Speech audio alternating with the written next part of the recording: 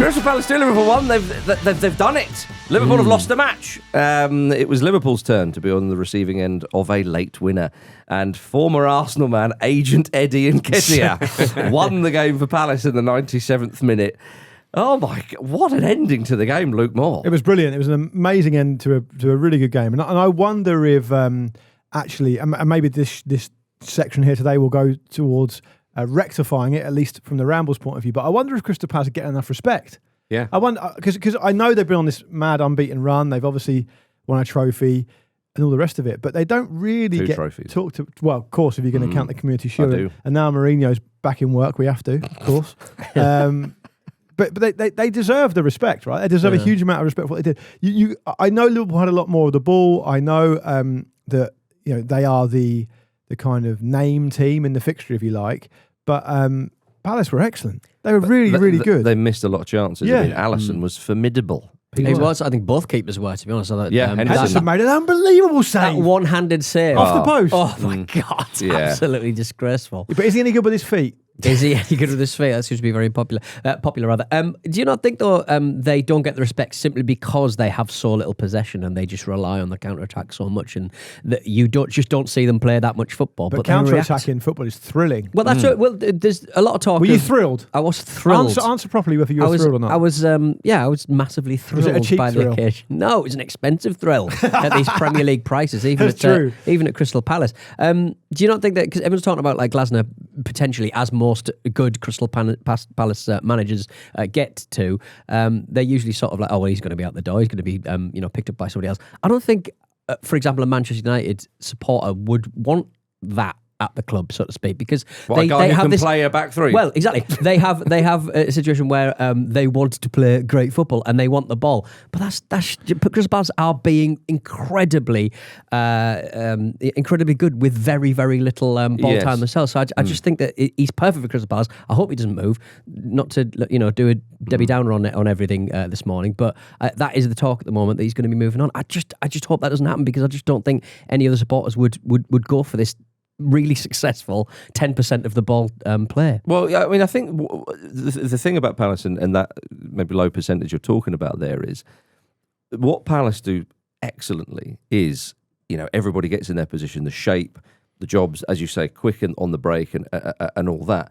But they know how to set up against bigger sides. Mm-hmm. That's quite clear what he did. Winning the Europa League as he did with Eintracht Frankfurt, Glasner, was a hell of an achievement, because they weren't one of the top sides in Germany when he did it. So he knows how to do that. The problem is when you're saying about do they get enough respect and so on, it's when they say draw at home with, say, Sunderland, which is slightly disrespectful with Sunderland, but it's those games. Whereas when Liverpool came to town, I thought what we're going to see here is we're going to see Palace play almost like the away team potentially, and it's that away form with Palace that really catches the eye, because when you go away from home and you are essentially a mid-table Premier League side, we certainly were in the last couple of seasons, the onus is not really on you to go on the front foot, and that massively plays into Palace's hands, and that's what you saw. But it's because Liverpool were pushed right up. But Palace, the way they hunted in packs, the way they pressed that Liverpool back line, Jim, we know that it's by Liverpool's own standards, that it's not their strongest area on the pitch. Yeah. I wonder if other teams will look at this and go, "Oh, hang on a minute." They to the old cliche, they can be got at. Absolutely, I think this is part of Glasner's kind of Palace philosophy, really, isn't it? Is to get them to attack, like, essentially with talons. When they go at teams like that on those breaks, it is very, very intense. And they did this, and they seem to be focusing on Ibrahim Konate, which worked, because he kind of got himself tied up in knots a couple of times, and they were really, really direct, and essentially took the fight to Liverpool in a way that teams are quite often scared to do. And this is something that Palace are particularly good at. It's not having respect for their opponents. In the sense that you don't go in there with any fear. You trust the structure almost. I think that's part of that, because obviously you mentioned Man United earlier, Pete, and they are playing a really similar style, and that's the difference. When it's night and day.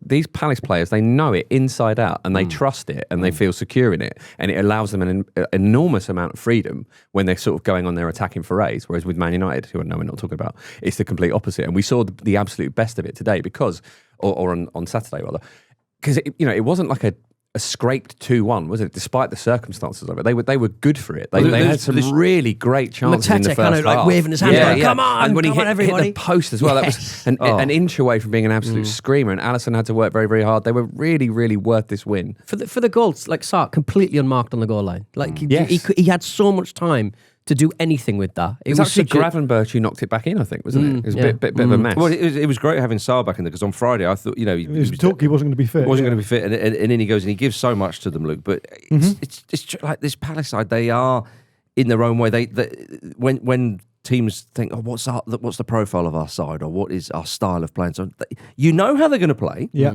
you know what they're going to do. You know Munoz is going to be absolutely charging up and down that right flank, and Tyrick Mitchell, to give him credit as well, because sometimes we focus on the right side. Mitchell's been very good this season as well. You know what they're going to do. A team still, maybe when was it Pete was saying a minute ago that a team's not really giving them the respect that they're due. They're thinking, well, okay, but it's Palace. They're still, we should be able to do this. Teams are going to have to really look at them and go, right, we're going to have to focus on how they play and adjust our system a little bit more. Well, it might work in their favour. The question I asked at the top was whether they get enough respect.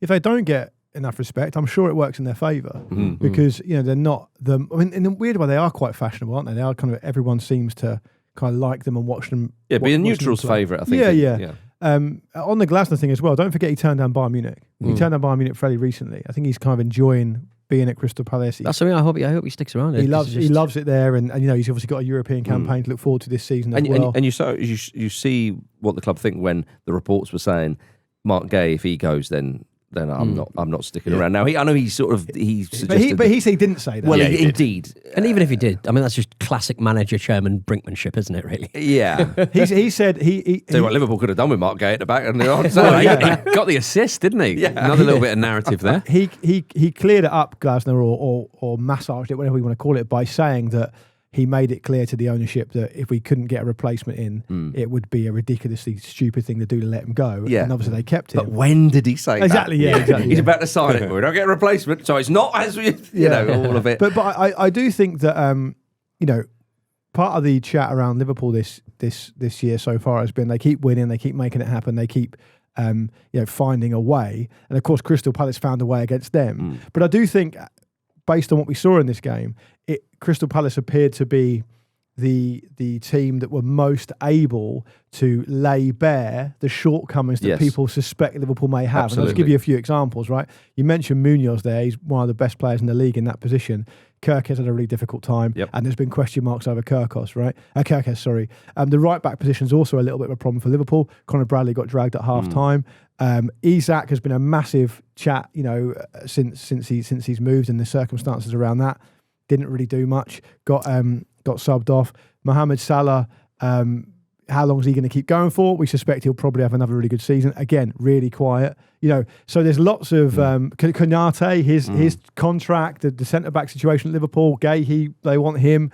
Konate has a bit of a torrid time as well. So it was Palace were really, really good at laying bare the kind of perhaps insecurities that Liverpool may have on the way to defending the Premier League title this season.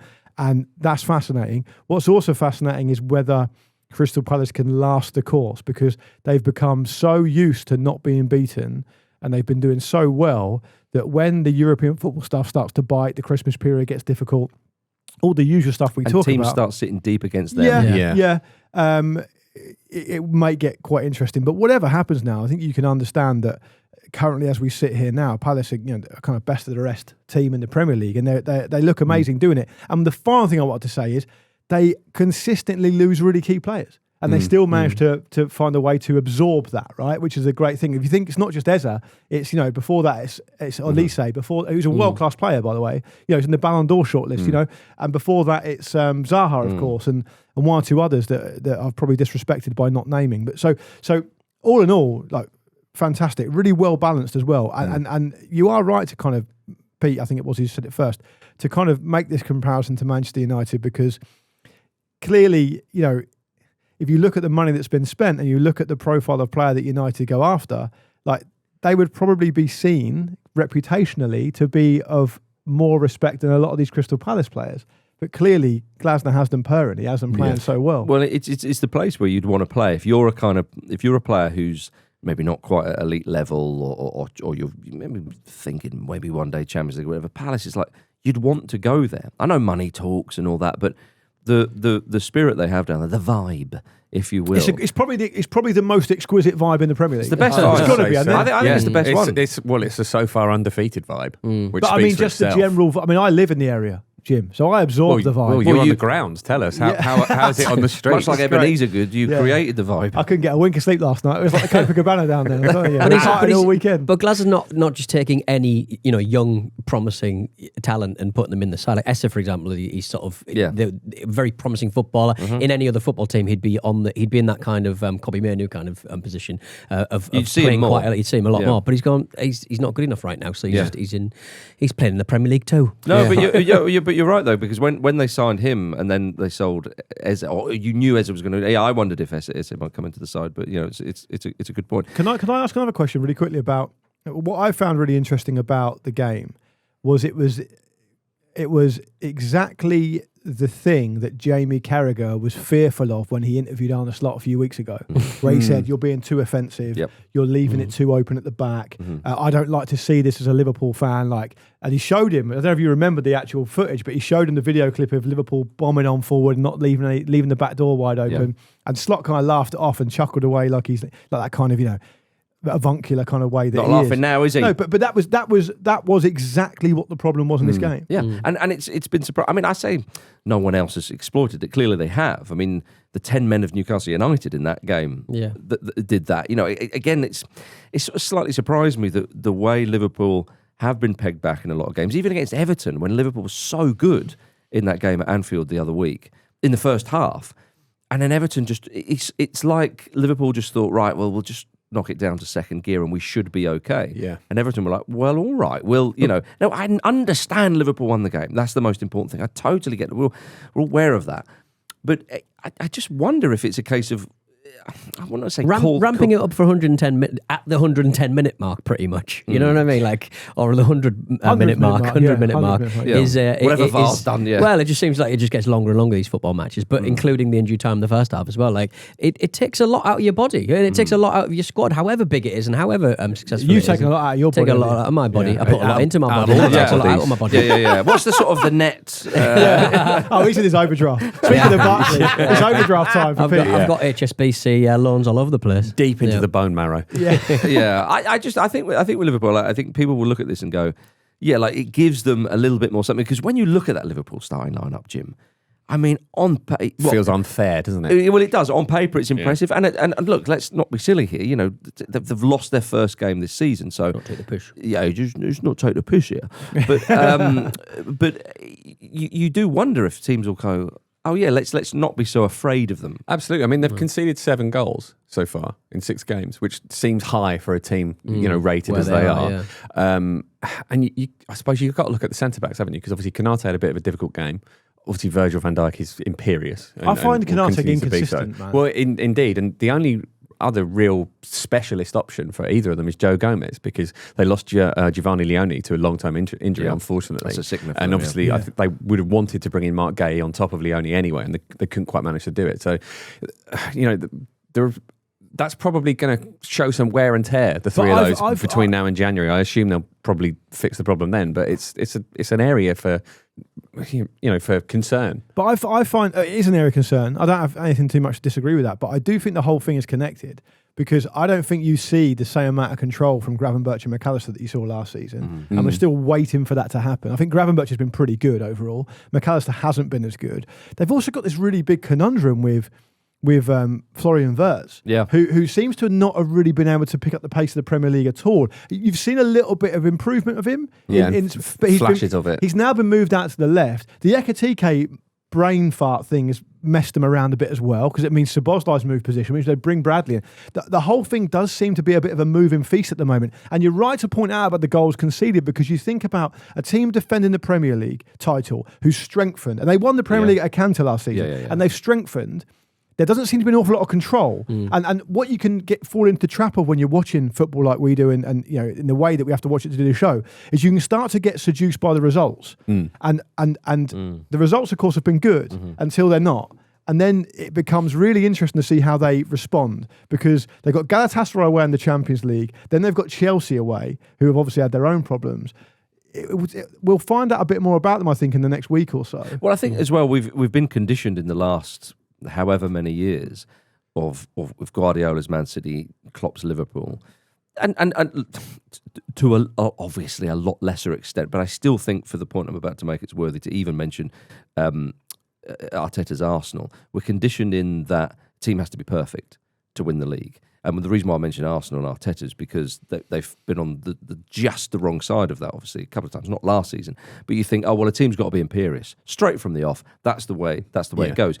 But it comes from competing with Guardiola's City, right? Exactly. He's the one that set the bar. You're absolutely right. Pre-Guardiola's Manchester City, there was a bit more ebb and flow. I'm sure there's the odd exception. I mean, Mourinho's Chelsea 95 points and all that.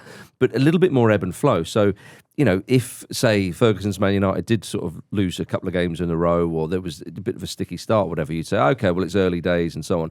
So maybe we're thinking, it's not a crisis at Liverpool, far from it. But clearly, I think maybe, and I've done it a little bit myself, you project onto them, oh, well, this team's indestructible. Team's, and then at the start of the season, despite them still largely picking up wins, you're kind of going, oh, right, I'm expecting a bit more. Whereas it's still early days, and they're figuring out that front line as well. I know that Wirtz's price tag and Isak's price tag suggests that, well, for that amount of money, they should be able to just go straight in there and it would be all seamless. But the football doesn't work like that. Of course it doesn't. So, as you say, look, it'd be interesting the next... but what about those Eagles, though, eh? What about those Eagles? What about Glasner celebrating in his 13-year-old tracksuit kind of Stone Island Ultra kind of vibe, running up and down the touchline? He kind of ran... Stop, then realised I don't have the shoes for it. Technical area, yeah. Was it a shoes thing? Am I going to get VAR? Can you VAR a manager? He sort of stopped and then went back. I presume that was because he wasn't wearing cleats. I just thought it was a very Austrian thing to do. I just thought it was very kind of... Explain, why are we Austrian? Don't want to break the rules. Right. Stickler for the rules. Right. Yeah. Like that part of the world, Germany, Austria, very sticklers for the rules. Yeah. And I think he kind of caught himself. He thought, I can't be fully British here. I have to go back a bit here. Right. It's funny though, because but there's rankings, isn't it? Because some people might think we're sticklers for the rules. Depends who you're comparing to. No, the Germans are though. No, I agree with that. Yeah, I know he's not German, he's Austrian. We're just like a queue. I told you before. I might say it on the show last week. Queuing up to celebrate the last minute winner. After you. I told you. I might have mentioned on the show. I just told you when I was chatting to you that I went to visit my friend in Munich 18 months ago, and while I was there, his next door neighbour knocked on his door complaining that his leaves had blown into his garden. Yeah, it's great. Crossing a road there. I was in Vienna. You've been they all stand Vienna. Vienna's amazing. Your big boulevards, your beautiful city, and all that. You can see, as far as the eye can see, there's not a car coming. Right? Well, it's still red man. Yeah, and I was like, oi, watch this, locals. Yeah. Got run over. It's funny, isn't it? I've seen in Berlin, I've seen people at 2 a.m. waiting for the green man on the way back from the nightclub. Love it. Just no cars around. This is how it is. I know Germany and Austria aren't the same, but we've just won the Ryder Cup for Europe, so we're all the same today. That's right. Let's talk about American jaywalking. Yeah. No, you do it properly there. Yeah. So I really want to see what the Palace. Going back to Palace, I really want to see what the Palace ceiling is. Definitely. They can absolutely win in Europe this year. They can definitely do that. Well, the Conference League is there. Especially a cup competition, you have to go out and win. You have to go out and attack at some point. A team you're going to face. Yeah. But they do attack, but they counter-attack. No, but that's what I mean. Other teams are going to have to come out because you have to win a good competition, don't you? So it depends on. It always depends on what they're facing, isn't it? You know, Did you like the winner was a long throw? Eh? Do you know what? It's funny. It was because watching the game as I legally did, by the way. Good for you. Well done, mate. When you have that, you're about to do the long throw. Because I thought to myself, all this long throw business, like it's like with corners, whatever the stats are, it's very unlikely to lead to a goal. And are we getting unless you're playing West Ham? Yeah, well, maybe. Yeah, that's very true. Are we actually? Is it just going too much the other way? Are you actually better off doing a quick short throw because you've still got possession of the ball? And blah blah blah blah blah. Yeah. But there was something about it when it was like, it's going to be a long throw and it's going to be chaos. Yeah. And of course that's what we got. Yeah. But Eddie Nketiah, very composed, really finish. Cool, composed finish, and a difficult finish as well. To take it down in the way he did and just nutmeg Alisson with that was really impressive. But I think watching it's slightly misleading to call it a nutmeg. I think that counts. It goes through his legs as he could. He wasn't going for that. He would have preferred top right if he could. Did it go through the legs? It did, yeah. No further questions, Your Honour. Indeed. But watching the highlights of all of the games, and obviously the games I watched live this weekend, I think every team at least once tried a big old Rory Delap long throw into the box. Every single team. Jim, they are firmly it is here in the Man United Brentford game, the Brentford Man United game, I should say, which I think when we come on to later, on co-coms, Lucy Ward, she had to say about 4 different times that you can't score direct from a throw-in. And I was thinking, I thought we moved on from this. Premier League chat like this. And by the way, that rule needs to change. Yeah, I agree. If you used to be able to do it. Yeah, it takes total ball. You can score from a corner. Yeah. Score from a goal kick, as unlikely as it is. Like, it used to be different. They changed it. Is it because it would be scoring with the hands, maybe? I think it probably is. You just can't be doing that. It's fun, though, isn't it? I know, Jim. I know. You're talking to me, Jim. Are we going to start seeing, in handball, they cover the balls in that horrible, sticky muck? Yeah. Right. And then at the end of the day, you got to squish it off the ball again and clean it. Was that what Nick Pope had in his towel? Yeah, like is it goalkeepers used to have that sticky stuff on their gloves. Do they not still? I don't know if they still do. They used to. I don't know if they still do. I haven't seen a professional goalkeeper's gloves for a very long time. Bit of Pritt stick. Yeah. Get it on there. Don't a lot of them put Vaseline on it inexplicably? Like the new Jim Leighton used to put Vaseline on his eyebrows, didn't he? Keep the sweat out, Marcus. He did, yeah. Just give his eyebrows, which are evolutionary designed to keep the sweat out of your eye. Just give him a little boost. Neville Southall used to have a whole pot on his head. Yeah. Yeah, but that was petroleum jelly. That'll burn after a while as well. Fit the vibe. That was post-match though. Well done, it's Vaseline. Now, there were 8 goals scored in the 90th minute or later in the Premier League on Saturday, the most ever in a single day in the competition's history. That's mud in the eye for people who leave early. Is it good game management or terrible game management? I just think a bit of both. We should enjoy it. We're going to talk about another one of those goals after the break. But before we go for a break, duty bound to tell you that former Liverpool man John Joe Shelby has found a new club. He signed for Arabian Falcons in the UAE. Third tier. Yeah. Quite a bold move for a man who's literally been fined for being racist about Arabic people. So did you say bold or bald move? Both. Yeah. I very much enjoy bold move. I very much enjoy his shirt's got a flannel sponsorship on it. His new shirt can't escape the tendrils of Ashley. It's enjoyable. Is Ashley connected?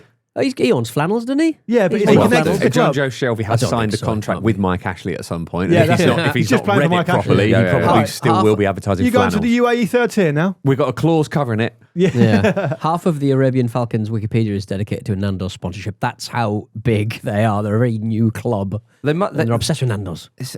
UAE 30, they must have money. They've just been promoted, so I imagine there's probably a bit of buns kicking around. I see. I don't think John Joe Shelby's going there to build the club. I mean, what other possible explanation could there be? I'm just saying, I'd love to hear this. It's just disappointing. He's not going to get back in the England squad if he's going to be playing. I know, you're quite right. Yeah. You're quite right. Well done, mate. All right, coming up after this, Arsenal break their curse at St James's Park. Oh. This episode is sponsored by Etsy, where you can discover original items from small shops. If you're into football merchandise, we're talking vintage kits, personalised scarves, or even artwork of your club's best moments, well, Etsy's got loads of original items that you're going to love that don't feel mass-produced or generic, stuff that everyone has. Etsy has way more than just football finds, though. Etsy is a marketplace of small businesses with real people behind the shops that sell everything from handcrafted furniture to hand-picked light fixings to vintage clothing and personalised accessories. Shop the Etsy app. Special starts on Etsy. Manchester United, it can't get any worse, can it? It can. Well, about the football ramble. Is that Joe Hart doing Mick McCarthy? It sounds like it. I think it's Is that Joe Hart doing an impression of Mick McCarthy? Yeah. That's amazing. Brilliant. Well, thanks to friend of the Ramble Curly for sending us that clip on Discord. Joe Hart's had an amazing post-career glow-up. Yeah, that's a good impression as well. Yeah. Multi-talented. That neck's got a lot of impressions in it. Yeah, Stored, I isn't suppose it? a lot. It's a storage space for impressions. Storage neck. Yeah, I suppose it is. It's a good start if you're going to do impressions. To Mick McCarthy's a Ease nice yourself one. in, yeah. It's an entry-level drug, isn't it? Yeah. You could do Mick, can you? Everybody can. Yeah. Okay. Yeah. It can. Oh, maybe it's more difficult than I thought. It can. It can't get worse than this, can it, Mick? It can. It can. It can. It can. Perfect. Mick McCarthy's there for all 4 of us. You can become a friend of the Ramble too for just $5 a month. Search patreon.com/footballramble to get involved. You can chat to people like Curly, who provides those kind of clips. Yeah. Now then, it was the Jim Donaldson derby. The Jim Donaldson derby. That's a man Jim that we all Donaldson. know who supports both Arsenal and Newcastle.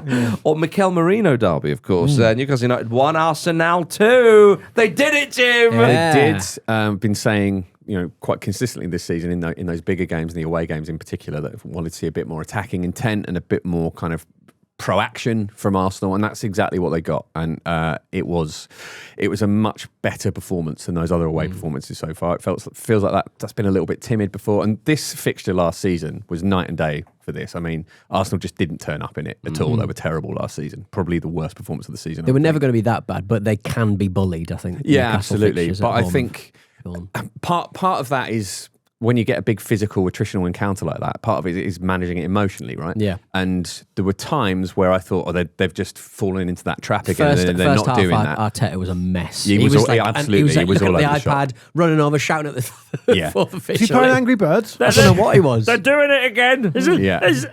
Big meaty men slapping me, and I'm scared. Yeah. But they managed that really well, and they kind of essentially got stuck into that battle. Yeah. And I thought they were really, really good. Obviously, Trossard hits the post in the first half. Nick Pope had a really, really good game. He made some great saves. Amazing save, the first one from Eze. Yeah. And Eze was brilliant. He was. And also, I'm really impressed by the strength Eze has in that position, because obviously I'm assuming part of the reason he's gone for Merino in that midfield ahead of Eze in some previous games is to keep that kind of physicality up. But he can handle that. He can play that sort of game. And I was very, very impressed by that. I thought it was a really fierce, competitive game. I think it was the most competitive Premier League game of the weekend for sure. It felt really intense. It felt like a fight, and it felt like Newcastle had set out, as they have before, to really give Arsenal an examination. Like to really say, we're going to play to our strengths here. We've got this amazing crowd behind us always, and we feel like we've got Arsenal's number, right? And for Arsenal to stand up to it, I thought was like genuinely really impressive. I thought that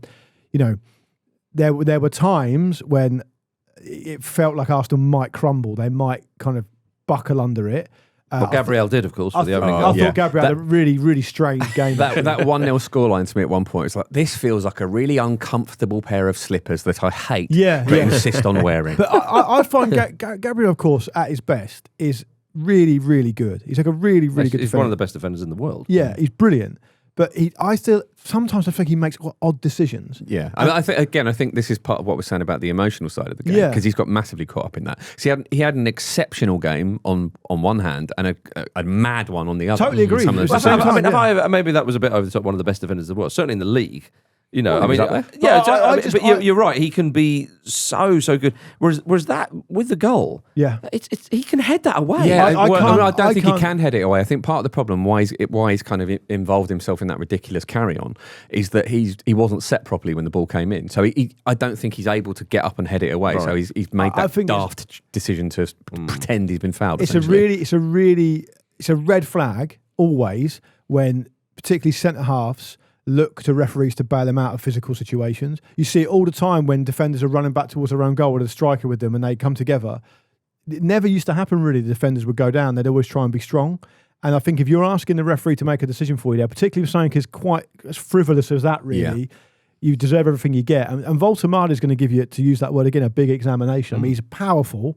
He's I think Pete said a while back, he does drop deep and likes to get involved in the play, but he's still very powerful in the penalty area. Oh, he's massive, isn't he?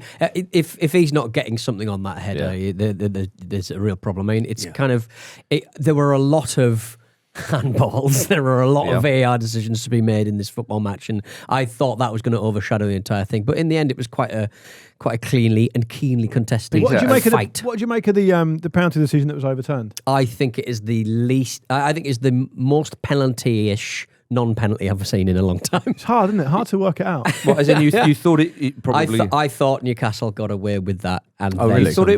You thought it was more of a penalty than Josh King at Aston Villa. Yes, pretty much. Yeah. I mean, that was crazy. We're not talking about Fulham today. But I think bloody hell. But I think the problem was that it just took a long time for it to decide on the WhatsApp. Like, Luke was doing this. I thought the aforementioned Joe Hart actually did a nice bit on that. I didn't see that. Where he said, actually, if you look, and he explained, he gets enough on the ball for it to change direction. Yeah. And then Pope plants so he's definitely his foot. He's not getting sent off at that point. That's he plants his foot on the ground, and then Gyökeres goes into his knee, and he's saying that as his foot is then planted on the ground, it was deemed that he wasn't using a forward motion. Right. So it was like Gyökeres is then deemed to sort of run into him, and so very sort of technical. Milliseconds, isn't it? Well, this is it, isn't it? In these situations, once I saw the replay and I saw that he got a touch for it, I thought that will be overturned. Right. And part of the thinking is because once he gets the touch on the ball, right, he's essentially made a tackle, right, and then anything that happens after that happens so quickly that there's nothing either player can do about it, unless it's like excessively violent, which it wasn't. It was absolutely a sort of reasonable amount of force and of contact from Nick Pope. And I think you just got to give him credit for essentially making a save with his foot there. Yeah, it's on the borderline. I totally see that, but because it was so quick, I think that's why I think Nick Pope got away with it a little bit. Do you know what I mean? Like, because he has been known to sort of make magazines. He doesn't know much about it. No, exactly. And I think that's possibly an interesting angle to it. It's not that Pope the intention plays. No, exactly. And so there have been decisions earlier this season, I'm sure, that have been similar to that. Was the Robert Sanchez one for Chelsea against Man United a bit like that as well? Yeah, but that was a lot more excessive, wasn't it, in terms of the force of it? Yeah. Which is the whole point, right? Yeah, but he did get the ball first. But he got a lot more of the man, though, didn't he? Can't be a penalty, of course, because he was nowhere near the penalty area. Yeah. But look, I'm just say what you like about that challenge. I wasn't in the penalty area. Yeah, exactly. Yeah. Not a pen. I was away from home. I just felt like on behalf of I'm not an Arsenal fan, but trying to empathise with the Arsenal fans would have felt like that winner could very well be a massive moment for them. I mean, it's very early in the season, of course. It's not like you're doing that in April when it's really key. But these things do matter, and I just feel they'll come away from that thinking we've been given a thorough good going over here, and we've still come out the other side and we've got 3 points on a weekend where Liverpool lost the game. And I think last season they were terrible at that last season. Yeah, someone said last season I don't think Arsenal at any point took any advantage of any of Liverpool's dropped points. So something like that. Some of the stats were quite interesting. Let me ask you a question then. I know it's early days. But was this the weekend where the titles won and lost? No, but certainly. Spoken like a true person who predicted Arsenal to win the league this season. I'll tell you something. I'm feeling they're up to second, and he's like, cash in. Fox Mulder. It's fucking Fox Mulder. I want to believe. Look, yes, indeed, you're right to say that Liverpool are still top of the league in any title talk. But I think that your mind does ever so slightly glance there and think, for some reason, this weekend feels I'm like 5% more confident that Arsenal can properly mount a title challenge here. And it was a big weekend for that because what you just said is absolutely true. And we give Liverpool all the credit in the world for finding a way to win a match, right? And as you should do, and as we have done this season. Arsenal won the damn game. And I think you said, whether it was on this show or in our WhatsApp group, Jim, it's like last season, they just don't win that game. No, absolutely not. Because even when Mourinho scores the equaliser, you think, a little bit like Manchester City, when they get that equaliser much later, you kind of think... header, by the way. Lovely header. Lovely glance. Lordy. You think to yourself, okay, fair enough, you're probably not going to lose the game now. So therefore, that's obviously a better result than a loss. But you're thinking, but the way Arsenal played, the efforts they had off the post, and so, are you going to be going, it's still a draw though? It feels maybe like 2 points lost. But then Gabriel nods in. I think part of it was the sort of attritional nature of that fixture and what it's become as well. They really wanted to win that game. Yeah. And it was personal almost. And it became, obviously, you want the points, but that was an extra little bit of fuel for that. Completely agree. I think, last season they don't win that game. They don't manage to turn a draw into a win from that point. And it's a difficult one. It's an interesting point Arsenal find themselves at now because they've had a difficult start. You've got Anfield away and St James's Park away, along with Man City at home. So that's a bit of an MOT in itself. Now, they've lost at Anfield where they got a point last season. They've drawn to City where they won last season. They lost this game last season and they were terrible. And they get a win. So it's like, okay, that sort of redresses the balance a little bit. I was thinking before this game, if they don't get the result there, you probably look at those games and think that's maybe a C. I think maybe a B- B now. So it's the performances are getting better. The midfield's starting to gel. Don't let the nerds get involved in football anymore, Jim. Giving out grades. Giving out grades now. I was saying the other day, there's a lot of people where, even away at Manchester United, Anfield, you said I want a little bit more, just a little bit more. I completely left Old Trafford out of that. That's how far they've done fallen. Yeah, exactly. And I feel that it's a lovely holiday now. Well, indeed. And it would have been funny because, as you mentioned, we got that little bit more. They substituted better as well. Yeah. But they also got the result, because giving a little bit more but we didn't win the game. Giving a bit, you do feel that surely now that the generally encouragement, or whatever be the word, the confidence they'll gain from this, the feeling that will give them is going to be massive. And it's like, right, this league title is up for grabs this early in the season. Of course it is. But we see Liverpool. You've got to take advantage now. Any point you can get over your rival going for that race is very important. Liverpool looked a little bit shaky against Palace. So this is the time to do it, because if Liverpool click and they sort it out, again, that team looks frightening. Yeah, can I make one point of order before we move on, which is that I spent quite a lot of time when Harry Kane was still in the Premier League talking about the way he backs into defenders when they're jumping up to head the ball. It's really dangerous and it shouldn't happen. William Saliba's challenge on Tino Livramento was also really dangerous. It looks like Livramento might have quite a serious injury off the back of it. Yeah, and I would on his knee. Given that he's had a cruise ship before, I think Livramento, hasn't he, a few years ago, I think that's something that, if possible, the referees could spend a little bit less time worrying about fine details of VAR decisions and a little bit more time protecting the safety of the players in that situation. I think we'd all appreciate it, because if Livermanto's out for the rest of the season now with a knee, that's really, really disappointing. He's a great player. He's had a really good start to the season. England interest there as well. It's absolutely needless from Saliba to do it. I don't get why players aren't getting clamped down on doing it. It's not having a go at him in particular. A lot of players do it. Just that was the example we saw at the weekend. Yeah, Charlie made the point. Charlie made the point that Livramento is 6 foot tall, but he doesn't look it because the rest of the team is massive. Also, you if someone is playing fullback, Dan Burns is a poor example because Dan Burns on the other side from Newcastle. You think of someone playing fullback, you start to assume they're shorter. 5'7" creek. It's a short position. One of the weird things of seeing Gabriel and Nick Woltemade argue was, we all know how massive Gabriel is, and Woltemade towers above him. It's incredible. I talk about game management in this game. I'm not a big bet man, but I did wait until halftime, put on a 5-man bet on Joe Linton get a yellow card. So free money for my wounds. Well done, Peter. Because that was nailed on. Excellent stuff. And you spent it all on sweeties, probably. Yeah, no, just look at it and go, that's mine. Nippy that £10 mine. Nippy sweeties. Well, staying with teams in the European positions, and a team from the northeast, of course, did get a victory on the weekend. Nottingham Forest 0, Sunderland 1. Yeah, so massive. Good. Pete Donaldson, Sunderland. Can't wait for the YouTube comments on that. As soon as Pete has comments on Sunderland. Apparently I've changed my stripes, literally. In this case, I mean, Sunderland 5th in the table, just 4 points off Liverpool. Well, I've got a question for Sunderland. Can you? Well, I mean, it's not just about the Premier League; it's about the defensive league. And I know you like the defence league, Marcus. Like, if you Hang on, what? What are you talking about? The English defence league. It was a joke about Marcus. Good.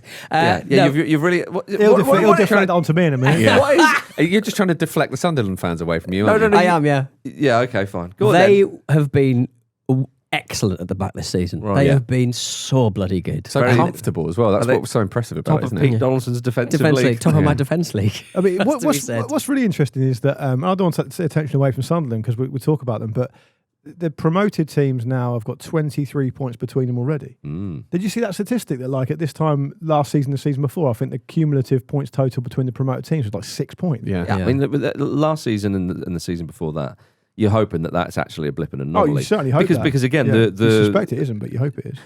Well, I think that we're seeing that perhaps that those 2 seasons could have just been a bit of a blip in terms of promoted teams going up, because the previous seasons, of course, it was much. Everybody was making the point that, well, actually, for the promoted sides to go down straight away, it's actually a little bit rarer than one may think. And certainly back-to-back seasons, it was just that due to the money swashbuckling around and swashbuckling around and whatnot, you think, oh, is this going to be it? But the promoted sides, it gives everybody.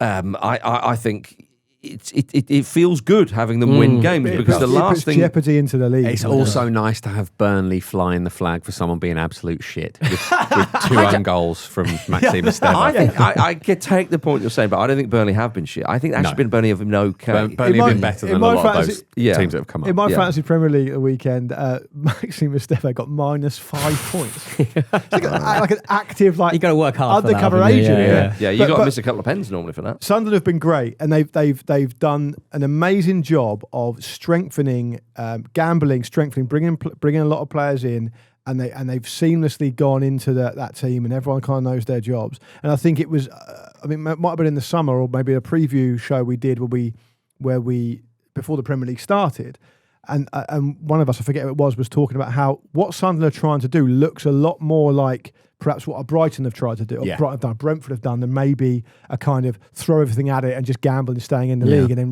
then doing yourself a mischief longer term, and we're seeing the fruits of that now. I think Xhaka looks like an inspired signing. Totally, he's been fantastic in there. Celebrated his 33rd birthday. Yeah, and he's got their last 3 assists as well. Yeah, he's not going to the UAE third team. No way, absolutely not.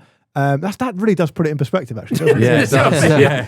Because Wayne Rooney's 39, I think. Which is wild. Anyway, the other thing I wanted to say was that this could, it's a bit early to say, and perhaps I'm getting ahead of myself, but I'll just put it out there. This appointment of Ange Postecoglou at Forest could prove to be an absolutely brain-dead one from Evangelos Marinakis. I'm wondering this. And I'll tell you why. Not because I've got anything in particular against Postecoglou, personally or anything like that. I actually think he's been pretty interesting for the league overall.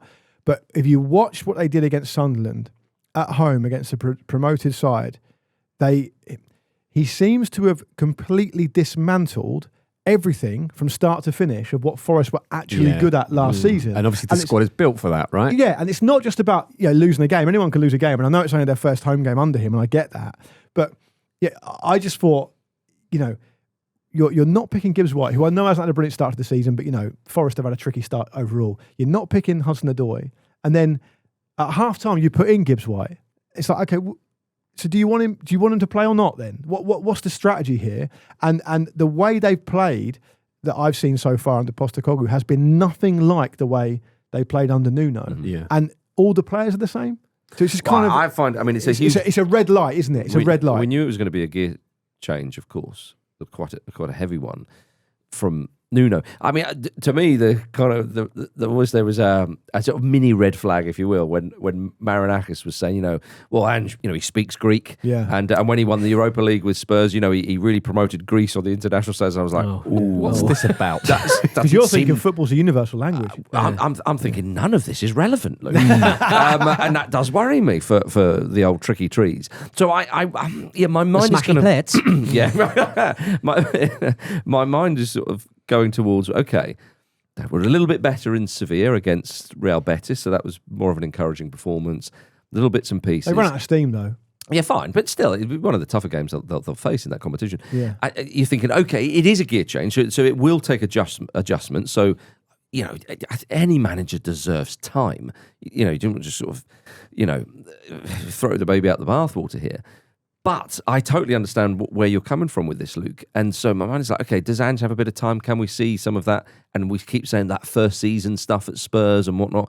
But as time goes on, you start to forget that. And with Forest, I think, blimey, if he doesn't improve things soon, what is it, 5 games without a win now?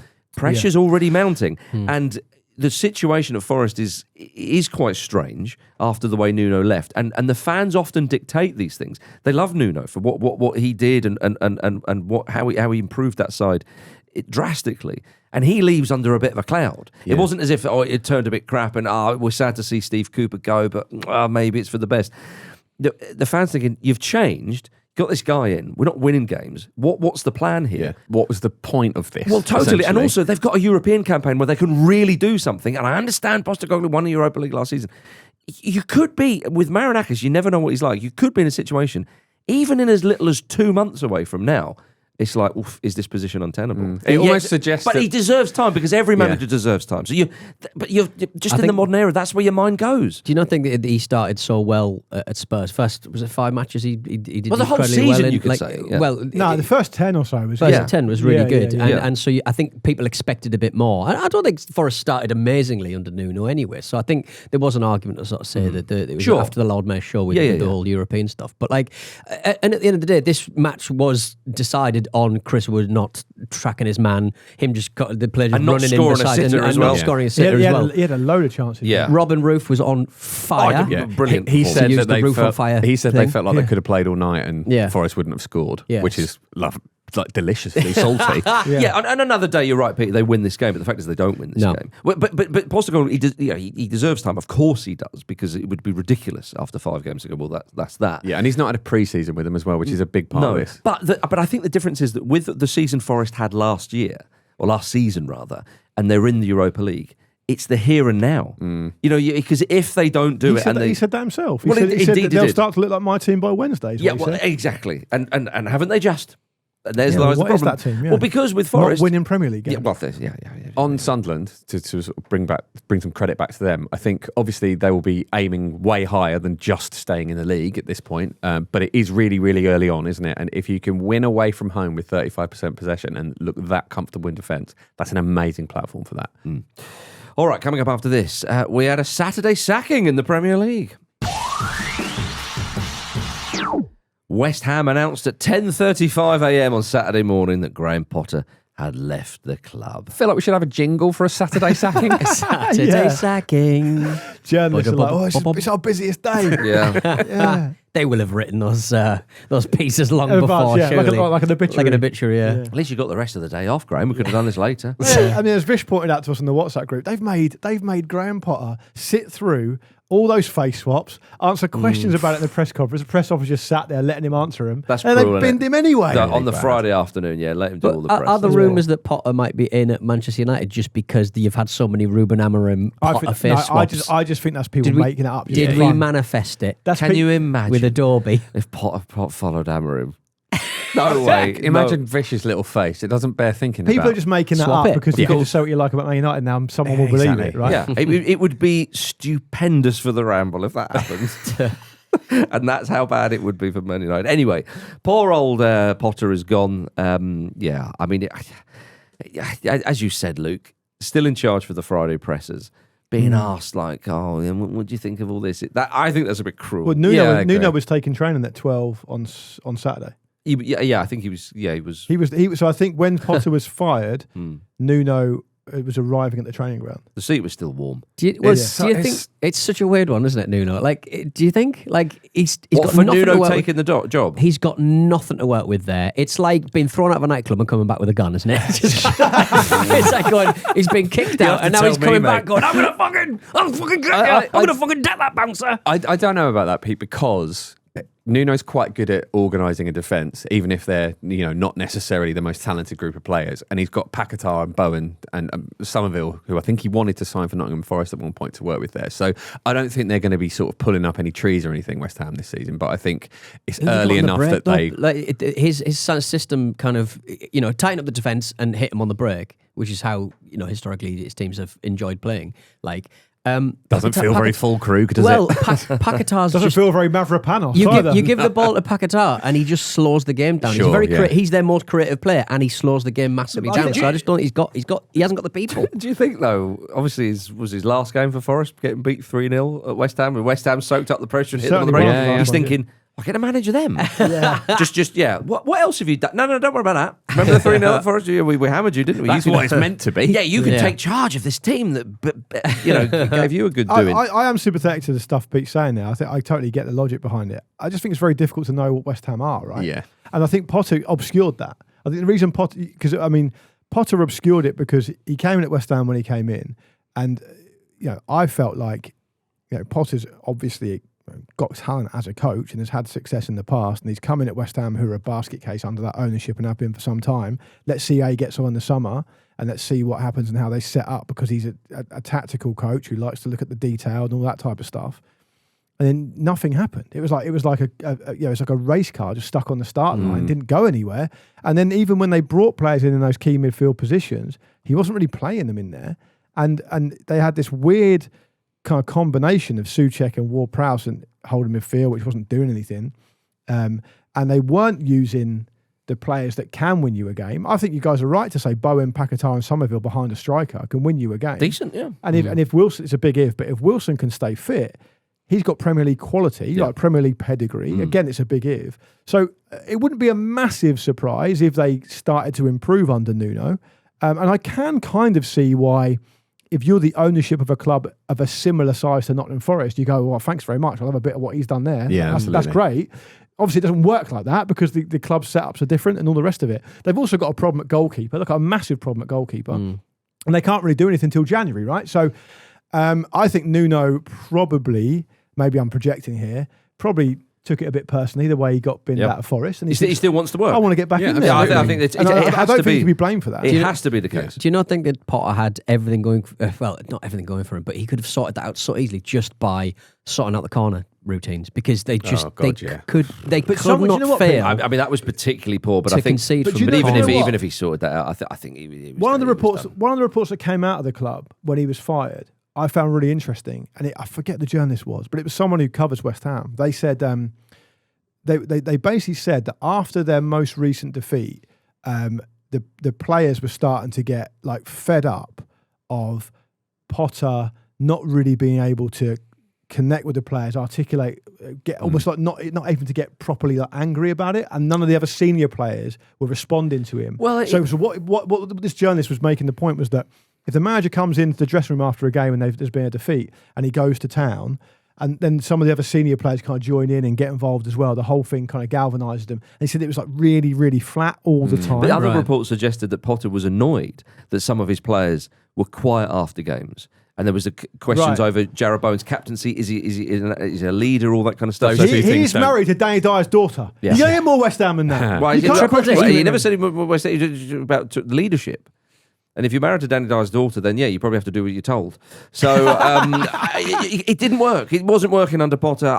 One can only be surprised that it actually took this long. Let me put it another way. There was huge pressure on him in May for crying out loud. If Graham Potter was annoyed about senior players being quiet, does anyone notice? I don't think anyone notices. Yeah, that's the problem, isn't it? I think those two issues as well aren't mutually exclusive. The players can be annoyed with him, and he can be sort of annoyed with them for not being vocal enough and it all being a bit flat. I think the bottom line though here is West Ham have got their best manager since Moyes, probably. I think it's a very, very good appointment. I think there's. So you could amend that statement to West Ham have got a better manager than Lopetegui and Potter then. Yeah, but I don't think. But Lopetegui looked like he had promise. Yeah. Graham Potter was always a little bit of a gamble. I think Nuno is a much, much more surefire bet than either of those. I would be, if I was a West Ham fan, I'd be very happy. Absolutely, and I think it. That's probably what I find. To the point though, where this might even all turn out to be worth it. But it also makes sense now that Vitor Pereira signed a contract extension or a new contract at Wolves, because people are thinking, why has that happened? Because they're not in the best place. Well, because the puppet master, George Mendes, it was pushing Pereira for the job. Mendes. Yeah. And obviously Nuno's one of his clients, so he's pushed him there. But whatever happens, I think if you're a West Ham fan, you'd be mightily relieved.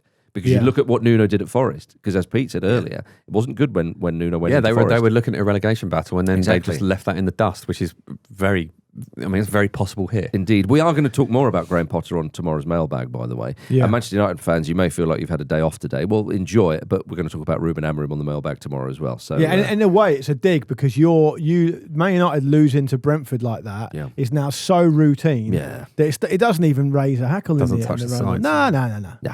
Gentlemen, before we go from today's podcast, we haven't had a chance to mention Brighton, but more specifically Danny Welbeck. Love the man. Love that man. And coming that man, on Welbs. Yes, indeed. I love that man, Welbs. The header, by the way, was a glorious one. The second one was a nice finish. Shirt off in celebration, yellow card from the referee, and pat on the head to the referee. It is a question of trust, Malcolm. That's all right, young man. Is that another yellow card? Could be, couldn't it? Could have been. Pat on the head. It was affectionate. Well done, the referee, for not giving him another yellow card. Danny Welbeck's a crazy player, as far as that that somewhere deep in there, he's really good. Yeah. And it comes out maybe every kind of full moon. Yeah. He'll retire. Bang, 2 goals at Stamford Bridge. Bang. See you later. See you in 6 months. Header, I know it was put on a plate from him, but the way kind of the body shape and everything, it was. Yeah. He'll retire with a much better goal record than you kind of thought he would get. He's like a British Prime Minister back in the day. People used to hate him when they're in their thing, and then when they retire, people are like, he was Miss Heseltine. He was all right, famously never a Prime Minister. He wasn't famously never a Prime Minister, but he's certainly a notable politician. The most famous politician to not be a Prime Minister, therefore not an example. There we go. Exactly. A famous person who was not a Prime Minister, and therefore... Underneath that, Jim said John Major. What I loved about Whereas I saw in Luke's eye, he was thinking Thatcher. No, it was not. So what I do love about it is Pete made the point about Michael Heseltine at the same time, got so enthusiastic about it, flicked his hair just like Michael Heseltine does. Yeah, lovely. Yeah, there we go. I'll do a Roy Hattersley in a minute if you don't be careful. Where's your eyebrows? Get your big eyebrows I had them shaved when I had my haircut. Yeah. There you go.